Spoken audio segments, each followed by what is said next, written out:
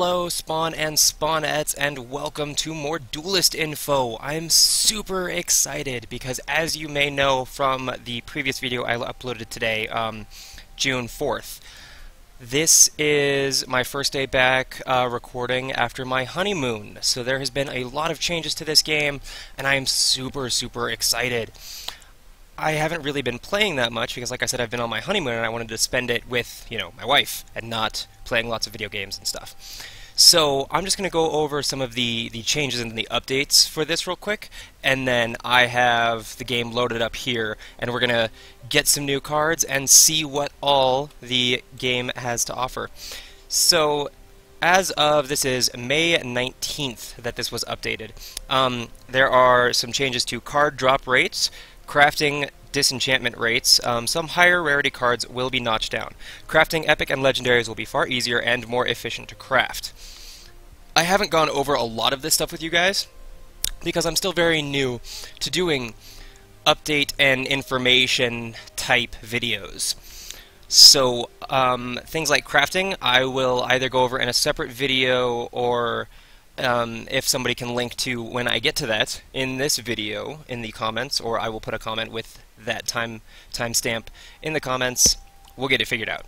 So we also have more quest rewards. Will focus on playing, not winning, so that your valuable time will never be wasted. That's something that's been going on with a lot of the old quests. Is we have Vanar, the dominance quests. Win 2 games with Vanar and win 2 games with Songhai. So they are going to be updating more quests for playing, not just winning. And then on the 19th, they performed a soft wipe for your collection, so that you can get a fresh start and play for real. This is just the beginning. It's the first step towards building the most enjoyable experience for you. See, we really appreciate this, just as players and everything. And it's very cool that they got that soft wipe in there, because a lot of people were complaining, from what I saw on the forums, that it's a little too hard to break into the game once you start playing, and there are people who've just been playing since the very beginning, and they are already rank 0, and they're just already so far ahead.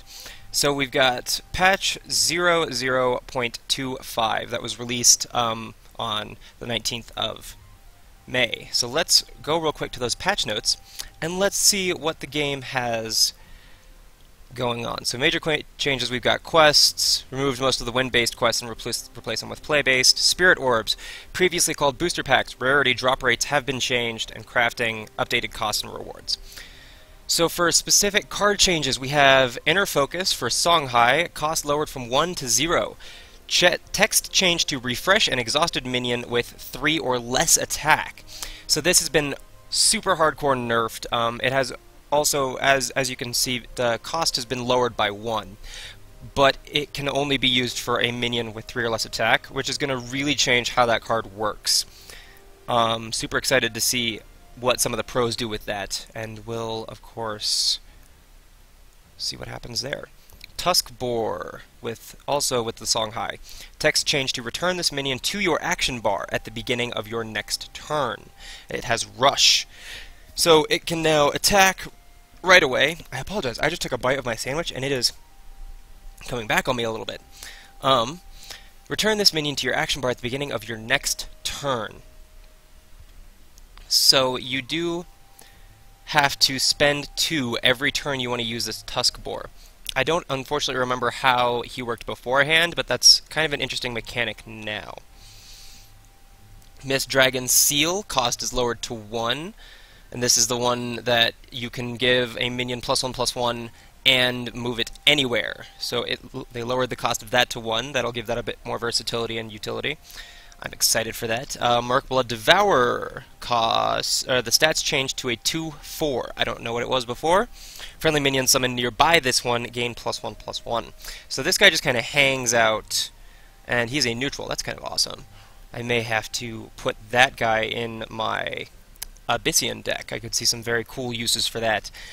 Blind Scorch for the Vitruvians. Lower a minion's attack to 0. That had a different name before. Like I said, it's been a while since I've played this game, so I don't remember everything, but this had a different name. It was not Blind Scorch. But the cost has been raised. That's good. Anything that nerfs Vitruvian in my personal experience, I'm okay with. Dark Transformation. Destroy an enemy minion and summon a 1/1 Wraithling in that space. Raised to 5. That's a good change. I'm an Abyssian player for the most part, but I think it's very good that they raised that cost, because that was a very powerful card before. And the Egg Morph for the Magmar cost has been raised to 4. Also, a good change. Again, coming from somebody who is between an Abyssian and a Magmar. Those are my two favorites. I think that was a very good change. Rarity changes. Lots of lowering. Lots of things have been changed from epics or rares to commons or lower. And that will probably affect how those things end up disenchanting into crafting materials. I'm very curious to see how that will all work. And then we've got some bug fixes. Enter and return key works in chat. Excellent. Fixed an issue where Assassin Quest was not correctly counting minions you killed. I don't know what quest that is. Like I said, I'm very, very interested to see how a lot of these changes happen. With how rarely I really dig into this game, a lot of this is going to be very interesting to see. So that is patch 00.25, released on May 19th. So now let's dig in to Duelyst. Let's get some new spirit orbs and things, and let's see what all we can get. A lot of this game, it really comes down to luck in the beginning. A Serpenti, that's new for me as well, and that seems like a very powerful card. We got an Amplification for Magmar, we've got Abyssian, Void Pulse is always a good card to have, Jade Monks aren't bad, Borean Bears aren't bad. Very, very cool. So I'm just going to burn through these real quick. Anything new that I see, like I don't know if I remember that. A Lightbender, dispel all nearby tiles, that's kind of cool. Yeah, we're just going to burn through these. If there's anything that's directly interesting or that I'm super excited to see. Opening Gambit, gain +1/+1 for each card in your opponent's hand. Interesting. Then I'll stop and make note of that, but for the most part we're just going to be opening and seeing what we get. Blood Sirens, excellent. Little cool things for my Abyssian deck that I'm very, very excited for. Darkspine Elementals. I like it. But yeah, they reset Storm Aratha. Interesting. It's a very cool card too.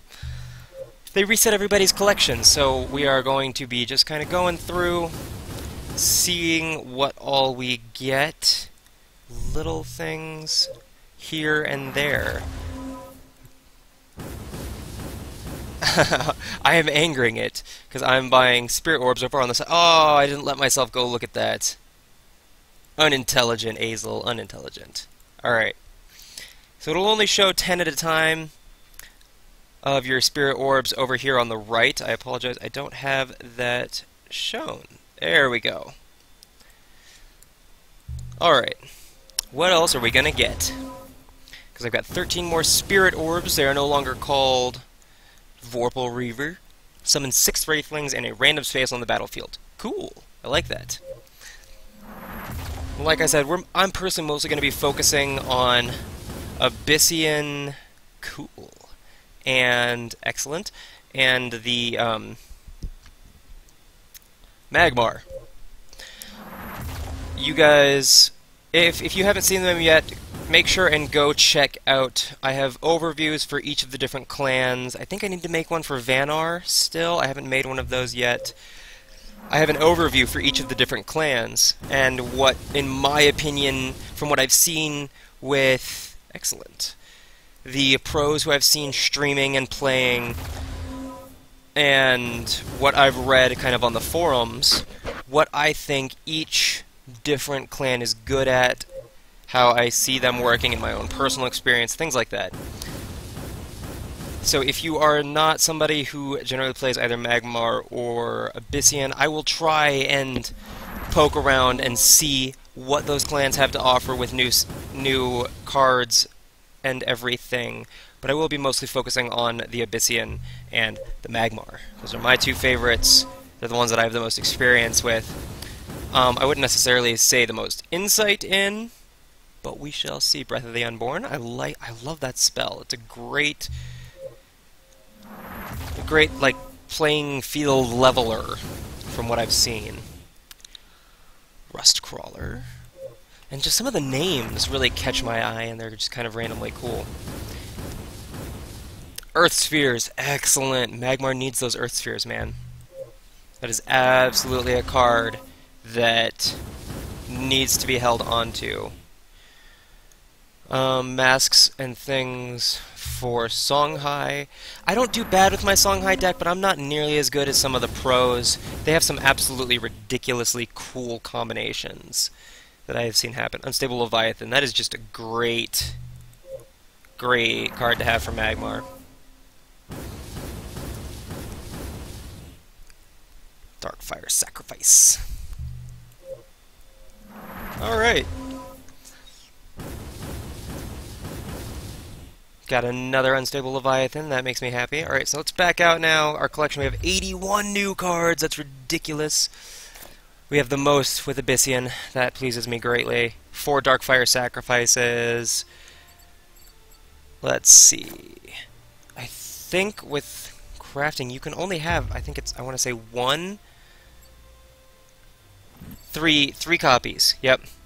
You can have a maximum of 3 of something. So if you ever have 4 of anything, like I've got 4 Darkfire Sacrifices around here somewhere. There we go. Disenchant 1 Darkfire Sacrifice, and you can get 10 Spirit from this. Very cool. And then let's see. I don't think I have anything else that I have 4 of. No, I do not. Okay.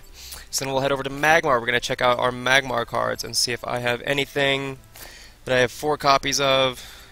Heading in. I don't imagine I do. I don't recall seeing a whole lot of great. I have 3 Unstable Leviathans. That is excellent. That is good news to hear. I didn't mouse over something. There we go. A Tremor.